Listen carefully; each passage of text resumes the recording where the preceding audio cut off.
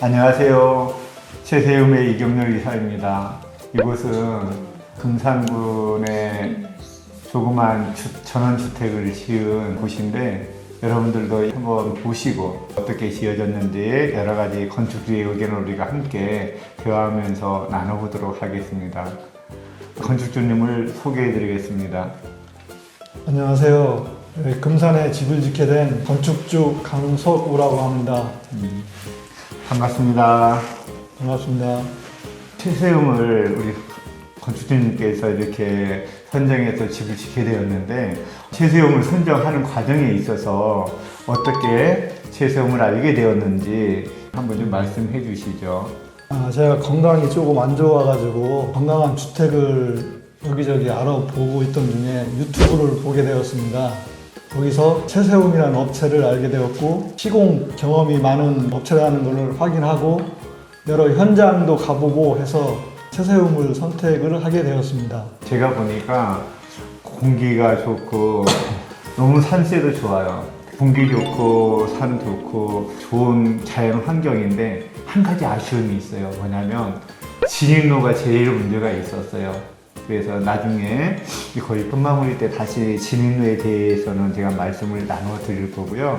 그리고 건축주님께서 공사 진행하면서 여러 가지 공사 내용을 보셨을 건데 그런 내용을 간단하게 말씀해 주시면 어땠어요?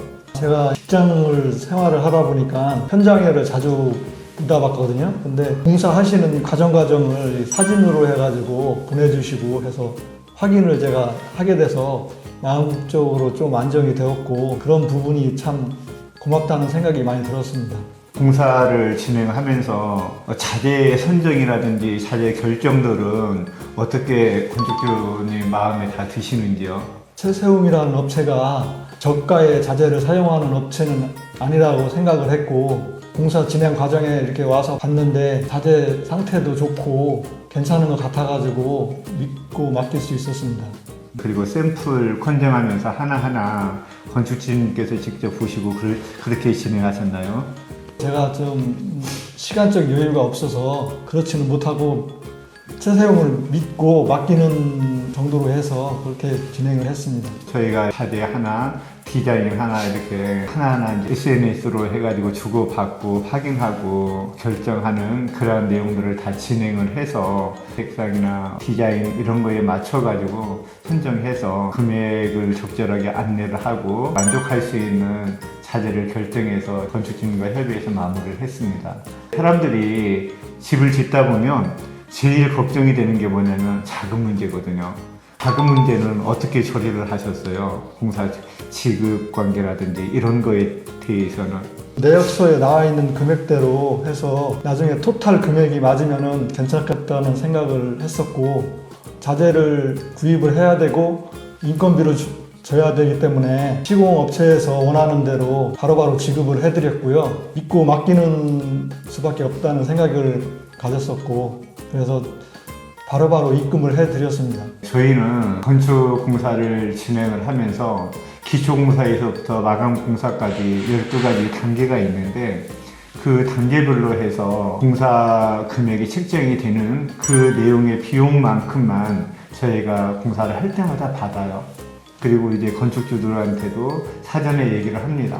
우리가 이렇게 해서 돈을 미리 다 받는 것이 아니라 계약금이라고 해서 50%나 30%, 뭐 70% 이렇게 받는 게 아니라 내역에 맞춰서 공사를 진행을 하니까 그래야만이 건축주도 여러 가지 자금을 준비하고 지출하는 그러한 내용들을 세세히 알 수가 있으니까 상세하게 알 수가 있고 확인도 되고 공사 진행할 때마다 건축주와 협의하면서 진행을 하기 때문에 자금에 대한 염려는 안 하셔도 될 것 같아요. 집을 지으면서 자금 문제로 해서 이 주택에다가 짓는 자금을 다른 곳에다가 사용한다든지 이런 일은 전혀 없으니까 그런 부분에 대해서는 염려하지 않아도 될 것 같은 그런 상황인 것 같아요. 그리고 이게 우리가 집을 다 짓고 부대 공사, 쉽게 말해서 기초 밖에 있는 거, 정화조라든지 그다음에 뭐 토목 공사라든지 기타 여러 가지가 많이 있는데 그런 것들은 비용을 어떻게 처리를 하셨어요? 부대 공사 비용은 따로 계약서는 작성하지 않았고요.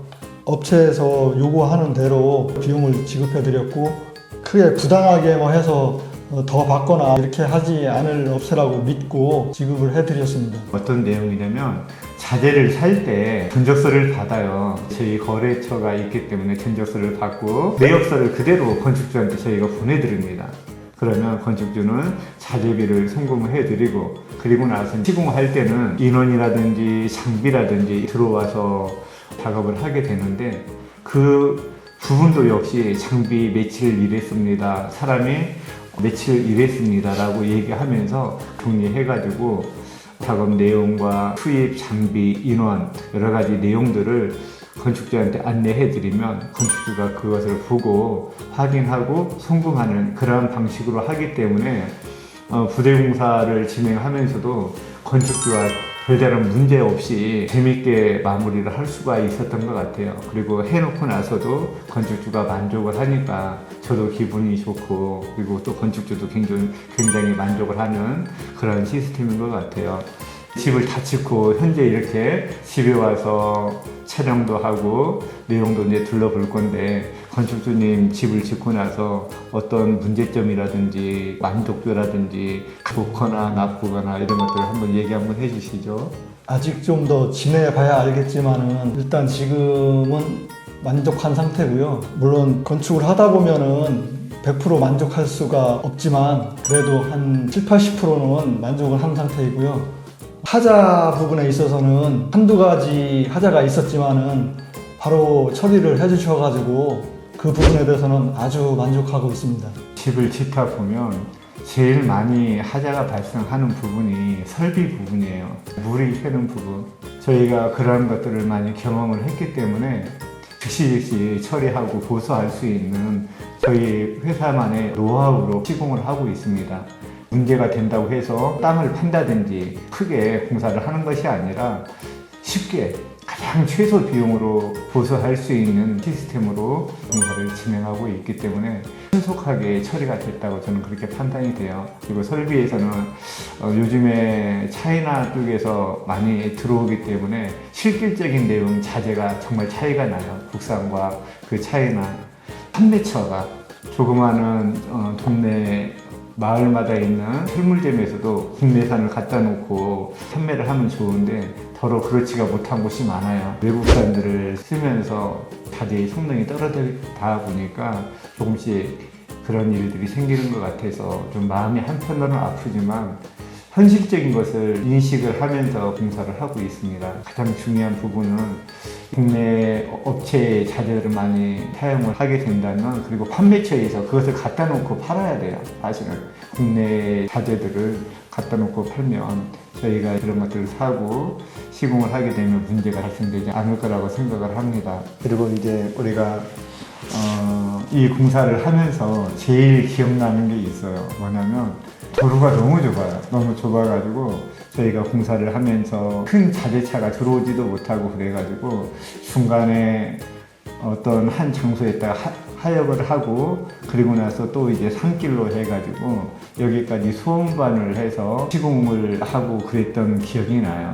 참 여러 가지 어려움도 많이 있었는데 도로 문제가 원활해야 돼요. 집을 짓는 데는 도로 문제가 정말로 좋은 집을 짓는데도 결정이 된다 그런 생각이 들어요. 우리가 집을 짓고 싶어도 진입을 할 수가 없으면 자재나 큰 장비들 자체가 들어가지 못하고 그렇게 된다면 집을 건축할 수가 없는 것처럼 여기도 대형차에다가 자재를 싣고 오는데 대형차는 진입을 할 수가 없으니까 소형차로 운반하는 그런 기억이 있었고 또 하나는 작은 도로이기 때문에 개인 도로예요. 대다수가 사도이기 때문에 사도를 다니다 보면 주인이 문제를 삼을 수가 있어요. 문제를 삼았던 부분에 대해서도 저희가 이제 건축주님과 처음 땅 타고 기초공사 할 때 여러 번 찾아가서 사정을 얘기하고 정말로 많은 시간을 투자해가지고 그분의 마음을 설득해서 동의를 받고